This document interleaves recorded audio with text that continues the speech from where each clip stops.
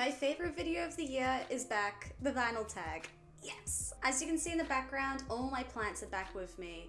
And the other thing that's also back with me out of storage now is my records. My room is full of records and plants. It's so great. And the first thing I want to do as soon as I got these records back in my own hands was the vinyl tag. I'm gonna be using Dylan's set of questions from Noble Records. He has put together a list that is extremely accessible for someone like me with a small collection, so thank you so much. Dylan took questions from 2 other channels as well, so I'm gonna link all 3 channels down below. And here we go, here is the vinyl tag 2022. So the first question is favorite album purchased in 2021, and I wanted to go with the record that I listened to the most last year. This record, as I've mentioned in a previous video, I came back to over and over again. Whenever I wanted to throw on a record but I didn't know what, this is the one that I gravitated towards, so I probably listened to this record dozens of times last year. And that would be Adrienne Lenker's Songs and Instrumentals. Mentioned it before, but I love this album so much. Adrienne is now one of my favorite artists, and I'm so excited to see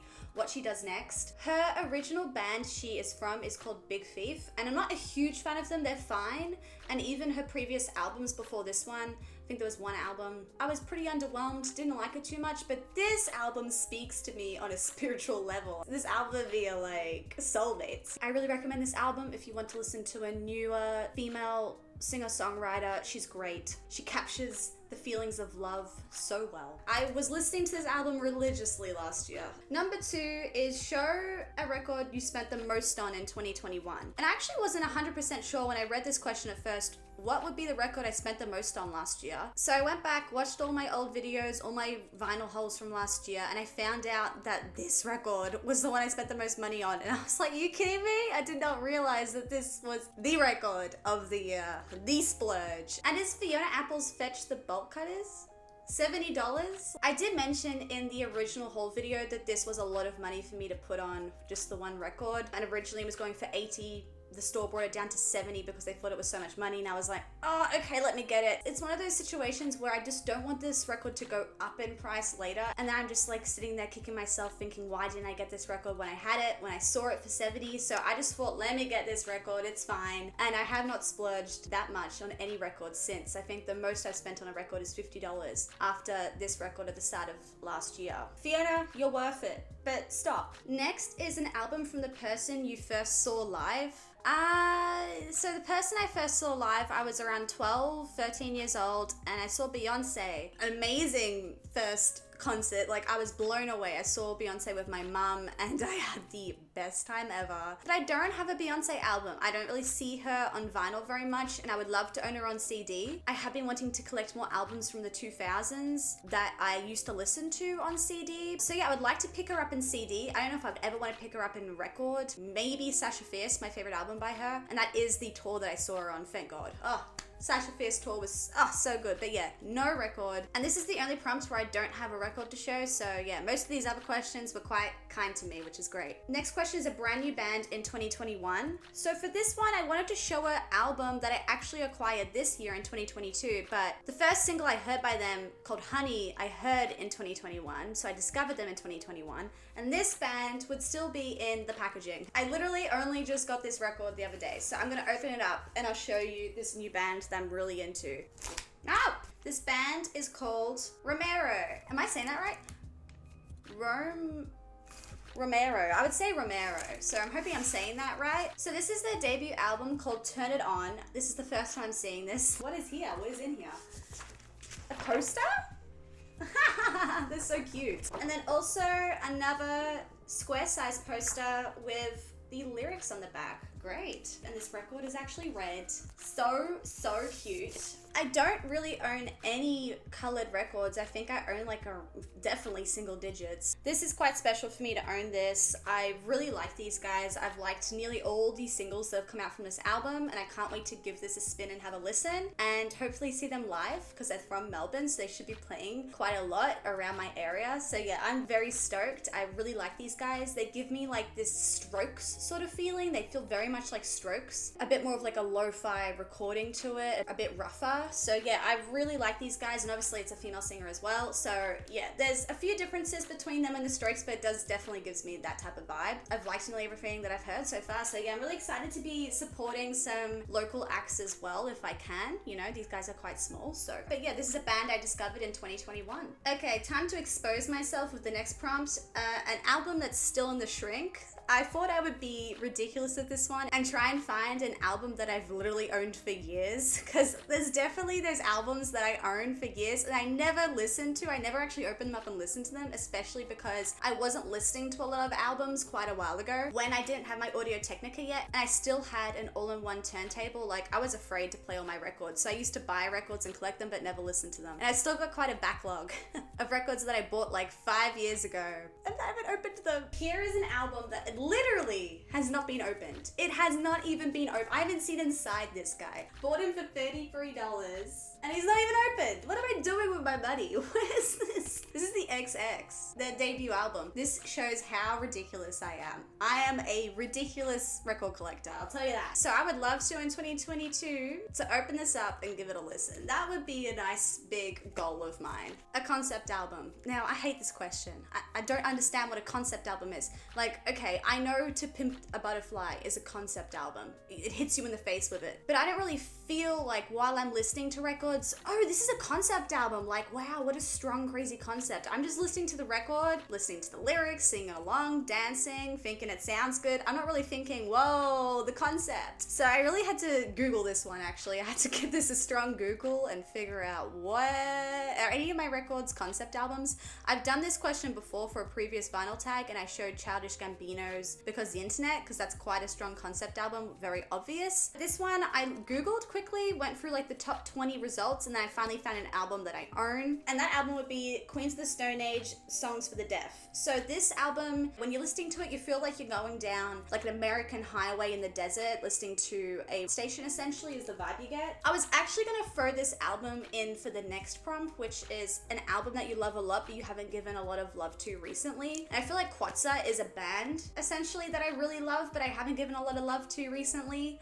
in my recent years. I used to listen to them so much when I was studying, and then once I stopped studying, I haven't really listened to them much since. But this is a band my dad loves, my dad got me onto, and I do think this album rocks. Yeah, it is a concept album. I did not realize until now, Googling, that it is, and I think next time I listen to it, I'd like to pay a bit more attention to that, because I do like a concept. I just don't realize when it's happening. So the next prompt, like I said, is show a record you love but not of late, and I'm gonna go with Pinata by Freddie Gibbs and Madlib, one of my favorite albums of all time. But honestly, in 2021, I don't think I listened to this album all the way through once. There's no way anyone could ever be that busy that it warrants that type of behavior. Like, Freddie and Madlib deserve better, to be honest. Next is a live album. So I'm gonna go with Rank by the Smiths. You know, great live album. I mean, Smiths albums in general are amazing, but this is a great live Smiths album. You've got The Queen is Dead, Ask, Panic, Big Mouth Strikes Again, The Boy with the Fawn in His Side. This was recorded at the National Ballroom in Kilburn, London in October 1986. This album my auntie bought for $17. I wonder how much it goes for now. I would love to know. To have an original Australian copy of this album, oh, I am so lucky. I am obsessed with the Smiths. They're one of my favorite bands of all time. Live stuff, studio stuff, compilation stuff, any stuff by them. Different country. I live in Australia, right? So honestly, I could go with any album pretty much in my collection, because I don't live in America or the UK, which is where most music that I own is from. So I'm just gonna go with an American band, and I'm gonna go with Interpol Antics. This is another album that I love, but I haven't shown much love to recently. I have no idea what that means on the back. I probably should know if I want to call myself an Interpol superfan, but maybe I'm not, you know. Take You on a Cruise is a great song. Camilla is a great song. Slow Hands is a great song. I think after Turn on the Bright Lights, the original debut album, I think this is their second best album. Early 2000s Interpol is the best Interpol, and I don't really like a lot of the stuff they're currently bringing out. Like, their last album was fine, and the new singles for the upcoming album are really disappointing me, but I can keep living with this album back in the 2000s. I'm just gonna live in this little fairy tale land of me, this album, and Turn on the Bright Lights. And this is originally from New York City. An album that you bought in the past year that is outside of your comfort zone. So I went with the album that I know the least about, and that album would be Portishead Dummy. I've said before, I don't really know a single thing about this record. I don't know what's going on. Oh, great. Awesome.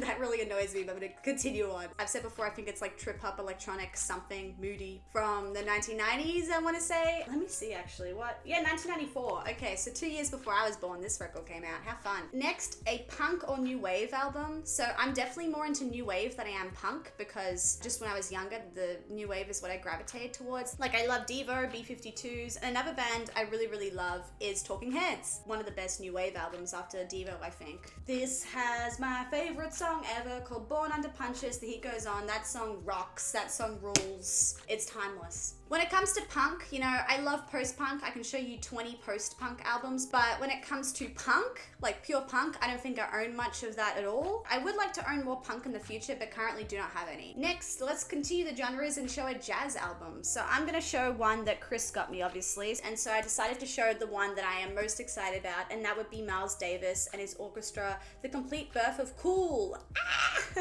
So Miles is one of my favorite jazz artists of all time because of his dreary, melancholic sort of feel to a lot of his recordings. This is a record that I got from Chris and I haven't listened to yet. It's actually at the top of my list of records to throw on quite soon. If you can't tell, I don't listen to records constantly. It is not something I do every single day of the week. It's something I slowly like to get around to at my own pace. And this is one of the records that I definitely want to throw on once I'm in the mood quite soon. A lot of these records are records that have been on my mind, I guess. So yeah, I would love to throw on this record and get a new feel for Miles Davis, because this is some Davis that I haven't listened to at all. And I think it might be quite different from the Davis I have heard up until this point. And I also just love this cover as well. A soundtrack, once again, I'm just going to show The Great Gatsby soundtrack that Chris also got me in that same video. This is the original soundtrack from the film in 1974. Next is a album with no writing on the jacket, so I'm gonna go with a jacket that honestly I need to look after better. And that would be introducing DJ Shadow. This is starting to wear a little bit, so I'm really not happy with this. I need to get the sleeves for this because this doesn't have an outer sleeve or like plastic inner sleeves to put the record in through the back so that it doesn't wear through. There's a few things I need to do soon, but yeah, over the summer break over here in Australia, my records have been in storage, but now I'm settled for the year. So this is going to be something that I take a bit more seriously moving forward. But yeah, this is a album that has no writing on the front cover. This is just a photograph. And once again, same thing on the back. No writing. The only writing is on the spine where it says introducing DJ Shadow. We are twins. Next prompt is a colored vinyl. I don't own many colored vinyls, like I said, but I was able to find one that I got last year, as I now probably am collecting a few more colored records than I was before.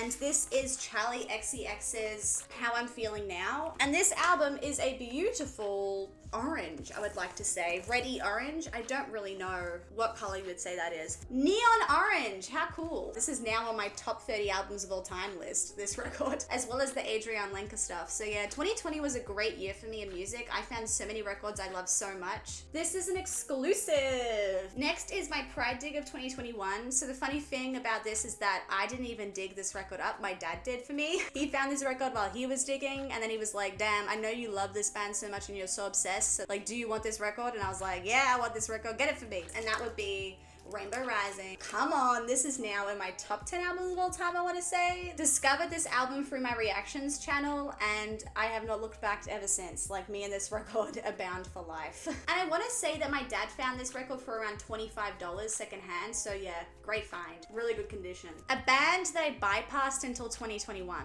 This band is a perfect answer to this question. Like, I can't believe I passed this band up until 2021, and that I only discovered them in the last year. It's insane to me. And that band is now one of my favorite bands of all time. They are Idols. This is a record that I got last year. I'm now trying to backtrack to their original stuff that came out years ago and finding all of it. So I was able to get my hands on their debut album called Brutalism, which is actually my favorite record by them at this point. Listening to their stuff quite a lot, I think that I come back to this record the most. I think this record is so raw, amazing lyrics. It's their most catchy, but their most rough at the same time. I just think it's brilliant. I got this record for $45, as you can see up here.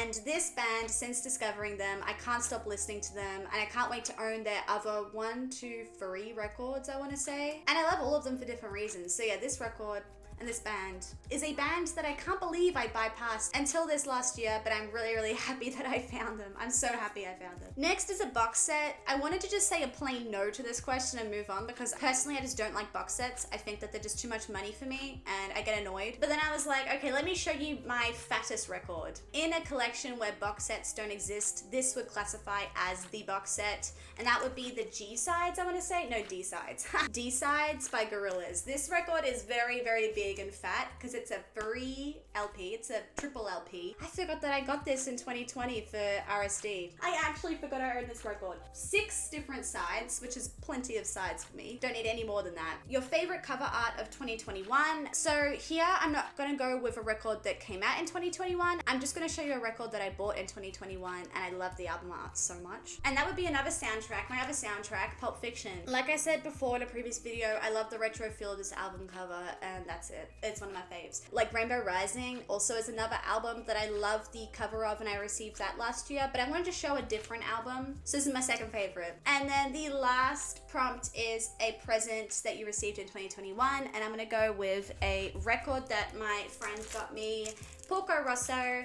This is a Studio Ghibli soundtrack. It's being added to the collection along with Spirited Away now, and she got this for my birthday last year. It has the strip, it has the Porco Rosso, which is my favorite Studio Ghibli movie. It's got the amazing Miyazaki artwork on the back. So yeah, perfect present. Just buy me a Studio Ghibli soundtrack and I'll be extremely happy. So yeah, I wanted to end with this record because this record provides me with so much joy. So I hope you enjoyed my vinyl tag of 2022, and I would like to do a video very, very soon just going through my whole entire vinyl collection and doing a complete new video of just my vinyl collection in 2022, because the last time I did a vinyl collection video would have been at the start of this channel, maybe 4 or 5 years ago now. So my vinyl collection has changed a lot, it's grown a lot, so I'd love to do that. Never know how to finish off these videos, so bye.